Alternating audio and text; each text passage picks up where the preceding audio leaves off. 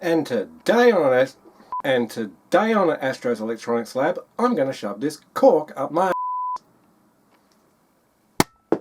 pass it through the hole and then solder it to the back side. Ow, I just burnt myself. Yeah, Jesus Christ, be careful with the soldering on it. That's a pretty nasty burn. Shit. So what I might do now is I might grab those two wires and I might solder those two alligator clips for my what's it called? Yeah, no, what the is it called?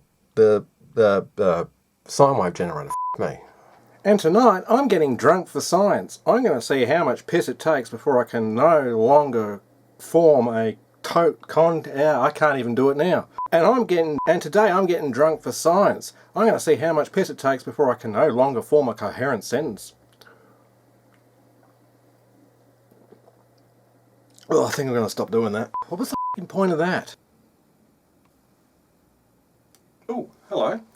And welcome to the Astro's Electronic... No, that's wrong.